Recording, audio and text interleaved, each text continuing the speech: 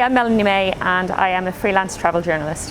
So for the last week I have been in sunny Barbados. I was there on a press trip as part of the new safety measures that are taking place in Barbados and on the inaugural Heathrow to Barbados flight. So before we could go on the trip we had to get a COVID test, and we had to do that 72 hours before we landed in Barbados, and then once we got our negative form we were good to go. Got on the flight, it was all pretty standard as it is today, masks on at all time.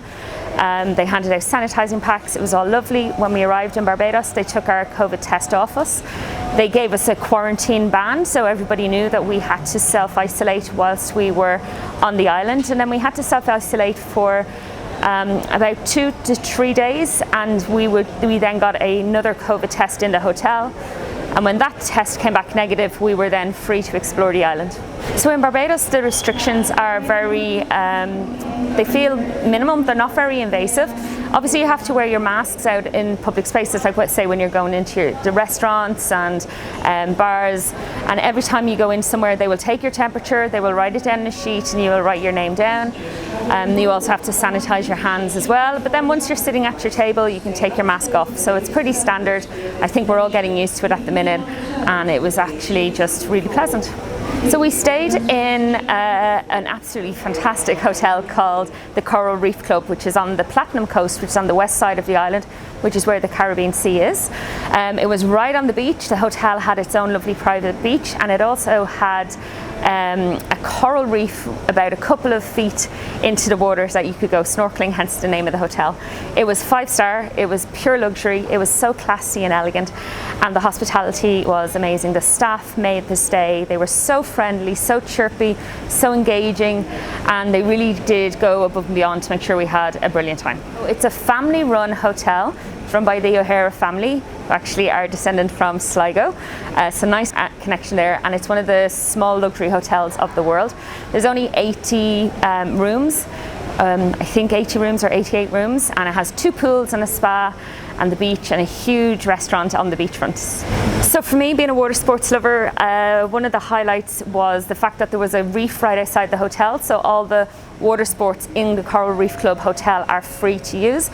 You pay for the motorised ones, but the snorkeling, the sailing, the kayaking, that was all free.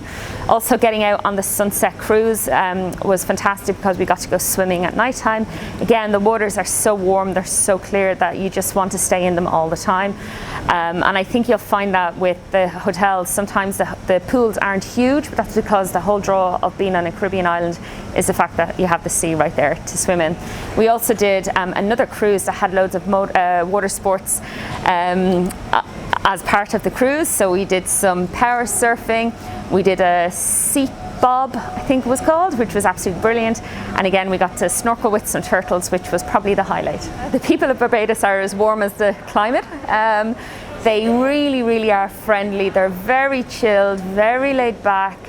You just notice that there's nobody yelling into their mobile phone, there's no screaming and shouting, it's just all very chilled and relaxed. Even when you go into the markets and the busy towns, they're very hospitable, always smiling. You can tell they're smiling even when they're wearing their masks.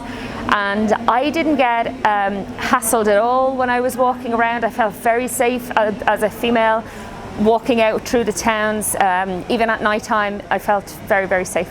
Barbados is known for its rum, so we did do a couple of rum shack tours, which were fantastic because we did go inland a bit, which is sometimes a little bit maybe considered off the beaten track for tourists. But actually I have to say they drive on the same side of the road as us over here, and the driving style is actually pretty laid back as well, so I would have no hesitation in renting a car and going into the island. Obviously don't rent a car if you're doing a rum shack tour, hire a driver, but yeah, if you did want to see more of the inland of the island, like rent a car or something like that. Bridgetown was great. We got a historic tour of the city centre. We learned all about the slave route and the sugar and the whole history of the buildings as well, which was absolutely fascinating. Obviously I would say make a very informed decision. Read all the government website information, which is there, and it says on the website itself, it's there to help you make an informed decision about whether you're going to travel or not. I felt very safe. I think the safety protocols in place and this hygiene and the cleaning are all brilliant, but also it's up to you as an individual to make sure that you protect yourself with your masks, your hand washing, sanitizing your tables, changing your masks every couple of hours as well. But I think it's very safe to travel at the minute. I just didn't feel in any way a little bit like even nervous coming out.